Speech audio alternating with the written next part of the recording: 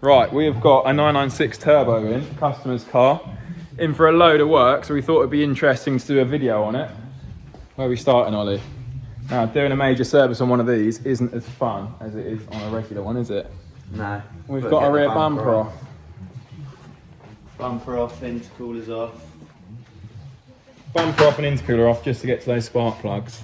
So if it wasn't for the bumper being off, you would be down here trying to get your hand up behind. Well, there's a coil pack, look, there we go. It'd be more or less impossible. That's it underneath, really. It's the only real way to access them properly. Anyway, this angle leads me on to the second thing I'll mention. Lovely, shiny new manifold. So that was an absolute pig of a job. That was all day yesterday. We had 11 snapped bolts that needed drilling out and retapping. We've now got high tensile manifold to cylinder head bolts. We've got a lovely new gasket there. Lovely stainless manifolds. Beautiful. We've got brake discs and pads going on all round. We've got an uprated clutch. So the clutch is actually slipping on this car, and the car's boosting to 0.9 or 1.0 bar of boost. So yeah, it's worn out the original clutch. We're putting an uprated clutch, which I've got here somewhere. Guy wants to be in the video. So we've got an uprated Sachs clutch here, which is good for over 600 horsepower. I imagine with 0.9 to 1 bar of boost, this is running about 480, 485 horsepower. Ollie, you take it away. So it's getting coil packs as well. These ones quite bad. It's made the job nice and easy for you there, isn't it? Look at that. They sit right next to the turbo, so they get absolutely red hot.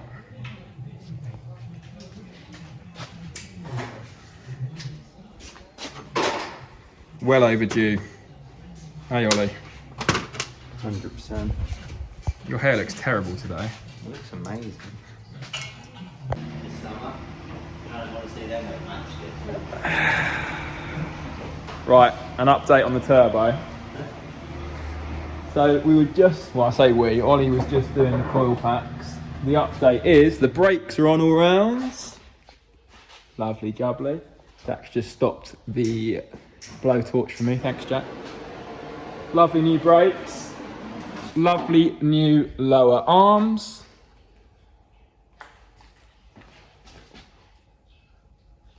Go on, explain where you have to drain the oil from on this, as opposed to on a normal Carrera naturally aspirated engine, you've just got a sump here, pull the sump plug out the bottom, and that's that basically, isn't it? Yeah, whereas these, you have to drain them in 4 different places. So as well as draining them from here and here, you also have to drain them from the turbos as well, ideally when the car's nice and hot.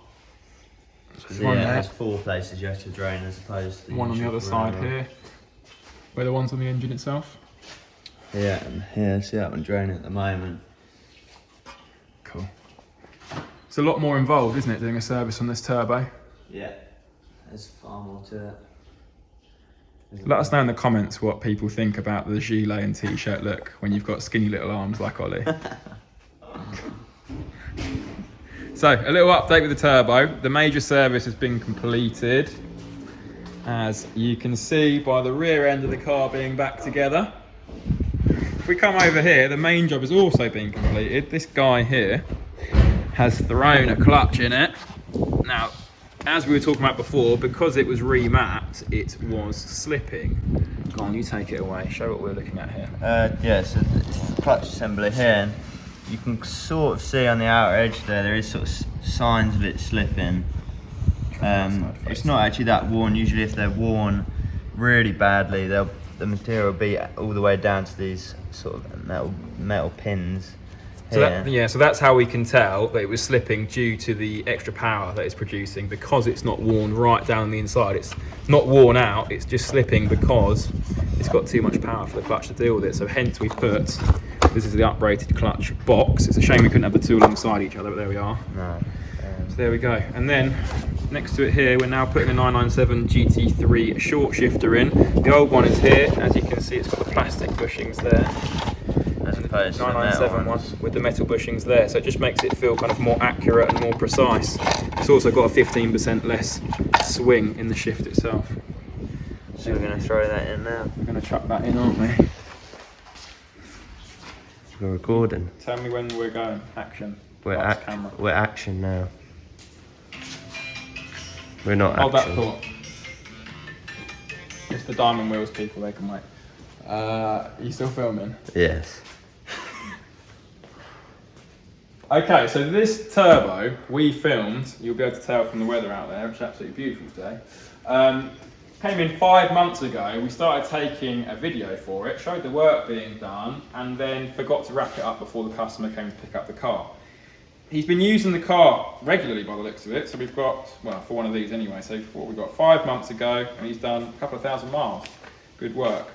But he's come back because when he started using the car again, it started making some noises from the suspension. Now this often happens on cars that have been sat around for a long time. They've done a reasonable mileage, which this one has at 100,000 miles. When they start getting used regularly again, they start to demonstrate faults and can make noises again. So if we come underneath, we've shown a lot of the work that's been done. We showed the lower arms, the clutch have been done, a major service, the manifolds. That's all been documented in this video.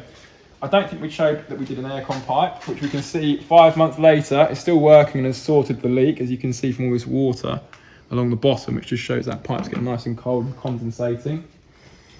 So where was the noises coming from? So we had a rattle from the rear of the suspension. We'd already done these two lower control arms. I say we, it was more you than me, Ollie, to be honest. But then the trailing arms here were making a noise.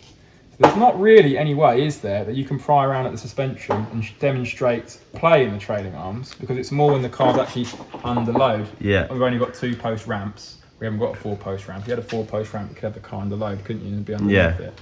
It's much easier. So that was that, and then on the front, he was reporting rattling on the front as well, wasn't he? It started a couple of months into him taking the car back, and that, I think it was the outer track rods, wasn't it?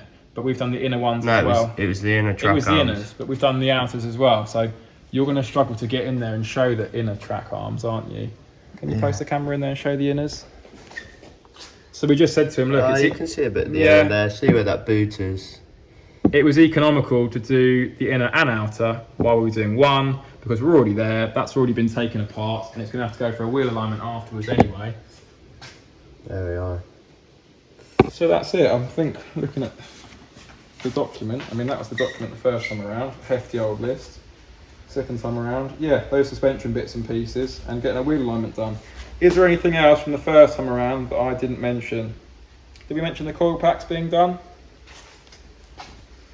Coil packs? I believe so, but you won't be able to see them. You had the whole bumper off and the exhaust off, didn't you, to do the major service? We said about all the fluids, gearbox oil change, front differential oil change, brake fluid change, had an auxiliary belt. We'd shown the GT3 shifter being done, hadn't we? I think that was everything, wasn't it? Yeah. I'm going to get the car out on the road for 20 minutes and show what I demonstrate what it performs like without that clutch slipping horrendously, because it does feel a lot better. Yeah, it feels brilliant. Feels good. That's a wrap. I'll get it out.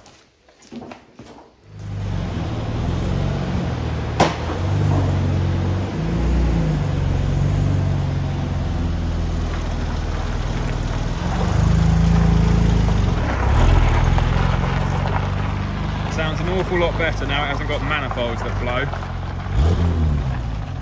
Right, so 5 months later, I'm finally out in the car to report back the way in which it drives differently to before we started the work. So there's a lot of work being done. Like I was saying when we were underneath the car on the ramp just now, it's a car that hasn't done many miles in a few years, and when you get a car that hasn't done many miles in the last few years, you'll often find when they start getting used regularly again, issues and faults start to crop up. So that was what has happened with this car, and that's why he's had to return to us again 5 months later. Also, it's a car that's done reasonable mileage, and it's of course now a reasonable age. This is a 2002, 2003, I think, from memory.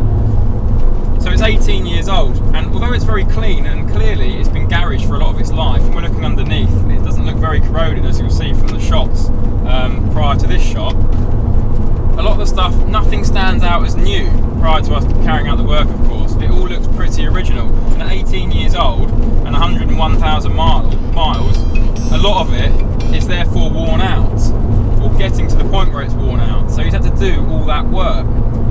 which is often the work that we do when we're prepping a car for sale. So yeah, that's why he ended up having quite a big list here. But I can report back that as a result, the car drives superbly now. So the main fault when out on the road was, of course, that clutch. So you put your foot down. I've warmed the car up nicely now. If we put it in seconds, I'm going to put it onto the boost gauge so I can see what boost we're pulling. And you put your foot down, and there's no slip at all there now. The revs are just going up with the acceleration of the car, whereas before you'd get to kind of the max, well, not even the max, when the car was putting a lot of torque down, and the clutch would just start slipping and the revs would be increasing without the car accelerating at that same amount. So that's fixed now. We've put an uprated clutch in because clearly it's been remapped. It's boosting to, well, I boost to 1 bar there. These cars don't pull 1 bar when they're standard, they pull about 0.7. So let's go again.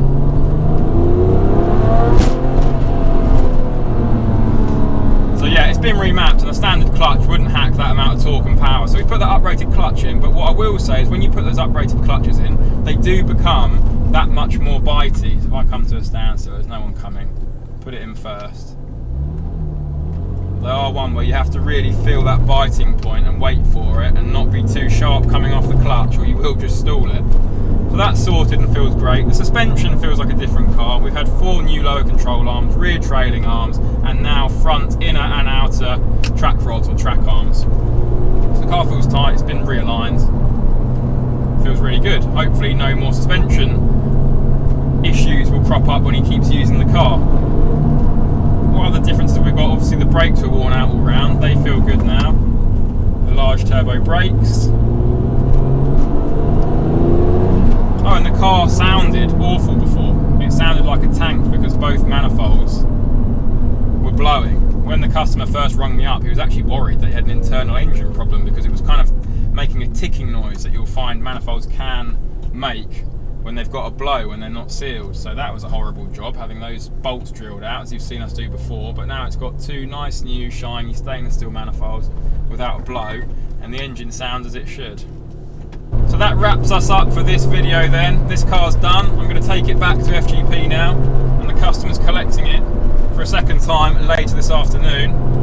I don't say it enough in the videos, but we're not just a sales company, we also do servicing work, like we've done with this car, and we've done with, I think we did the video with the yellow 996 C4S a while ago, where the customer had loads and loads of work done. If you haven't seen that video, go back a few episodes and watch it. But we're not just a sales company, we also do servicing work. So if you're 996, 997, or even Cayman, Boxer 991, need some work or a refresh like this car, get in touch. Our social medias and our website coming up on the credits after this video, and also give the Instagram and the Facebook page a follow as well. We often do post on the Facebook page and the Instagram more regularly than we do on the YouTube channel, so have a look and get in touch if you need any work done.